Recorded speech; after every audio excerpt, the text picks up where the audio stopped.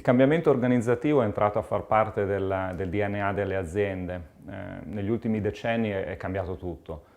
Fino a poco tempo fa quello che succedeva è che c'era un evento esterno, le aziende rispondevano a questo evento esterno e quindi mettevano in piedi tutta una serie di iniziative per rispondere al cambiamento.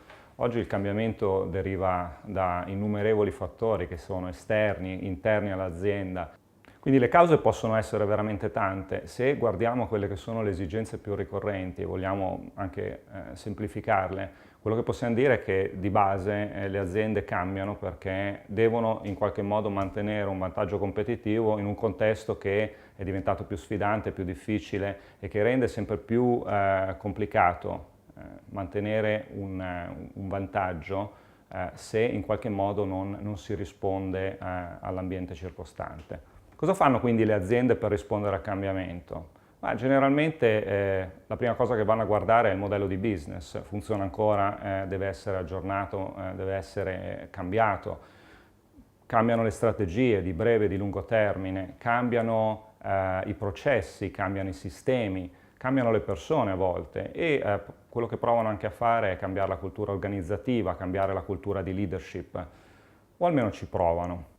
Perché dico almeno ci provano? Perché dal mio punto di vista molte aziende sono in realtà pronte, preparate a gestire un certo tipo di sfida che è associata alla gestione del cambiamento, ma esiste tutta un'area sulla quale in realtà, sulla base della mia esperienza, le aziende non sono consapevoli, non sono così preparate. Ma cosa significa che non sono preparate a gestire alcuni aspetti del cambiamento, alcuni aspetti legati alle sfide portate dal cambiamento? Anche qui entriamo in un ambito complesso, potrebbero esserci tante risposte a questa domanda, però se vogliamo guardare a quelli che sono gli elementi più ricorrenti che rendono difficile alle aziende gestire efficacemente il cambiamento, possiamo identificare tre trend principali, tre abitudini che le aziende tendono ad avere nel momento in cui si ritrovano a gestire progetti di cambiamento organizzativo. La prima abitudine, che in qualche misura è un'abitudine limitante, è dovuta al fatto che le aziende ancora oggi tendono ad affrontare principalmente le componenti hard legate al cambiamento. Cosa significa questo? Componenti hard significa rivedere i processi, come dicevo prima, il modello di business, le strategie. Oggi si parla tanto di lean management, ad esempio, rivedere la catena del valore, come è creata, ottimizzarla.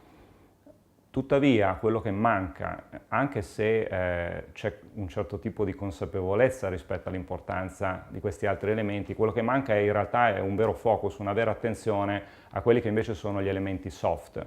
Per elementi soft intendo gli aspetti di cultura organizzativa, ad esempio, gli aspetti che hanno a che vedere con la leadership, come viene creata la leadership all'interno dell'organizzazione. Quali sono i mindset che in qualche misura devono essere creati per poter sostenere il cambiamento. E questo è uno degli elementi. Un altro elemento, menzionavo il concetto di leadership, ha a che vedere con il leadership team. Il leadership team gioca un ruolo fondamentale all'interno di qualsiasi iniziativa di cambiamento, per cui il livello di consapevolezza di quanto sia importante giocarsi questo ruolo in un certo modo determina molto spesso il successo o il fallimento di un'iniziativa di cambiamento. Il leadership team deve essere coeso rispetto alla direzione che si vuole creare, che viene comunicata. Non solo deve essere coeso, all'interno del leadership team ogni persona che fa parte del team deve in qualche modo prendersi la responsabilità di diventare un agente del cambiamento. Un terzo elemento fondamentale ha a che vedere con l'allineamento tra i livelli alti dell'organizzazione e il resto dell'organizzazione. Molto spesso il cambiamento o comunque la direzione che si intende perseguire è qualcosa che hanno in testa l'amministratore delegato, i primi livelli, il leadership team. Non necessariamente è qualcosa che viene automaticamente compreso dal resto dell'organizzazione. Ora, un errore che si fa spesso è quello di pensare che basti comunicare la nuova direzione, basti comunicare le nuove strategie, basti che il leadership team in qualche modo comunichi al resto dell'azienda dove vuole andare e il perché, che automaticamente il resto dell'organizzazione si allinei e diventi ingaggiata nella nuova direzione. Ora, la realtà è un po' più complessa di questo. Quello che accade è che non è sufficiente una comunicazione, non è sufficiente che alle persone venga detto dove si vuole andare e perché si vuole andare in quella direzione. Per poterle ingaggiare realmente è necessario creare dei programmi che in qualche modo abbiano l'obiettivo specifico di integrare quella che è la visione, la nuova visione del leadership team e dell'azienda con quello che è il contributo che il resto dell'organizzazione può dare. E questo richiede la partecipazione attiva anche dei livelli sottostanti, richiede un'attività che ho definito di integrazione, di allineamento tra quello che è il livello più alto dell'organizzazione e i livelli successivi. Senza questa attività di integrazione, quello che può accadere molto facilmente è che la testa dell'azienda vada in una certa direzione e il resto, ovvero il corpo dell'azienda, in qualche modo rimanga separato e non segua. Ora questi sono concetti che non sono nuovi, in realtà sono anni che si parla di componenti hard, componenti soft del cambiamento.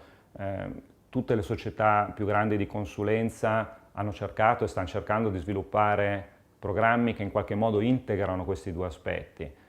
I management team delle aziende, bene o male, sembrano consapevoli dell'importanza che ha integrare le componenti hard con quelle soft tutte le volte che c'è un grosso momento di cambiamento, di transizione.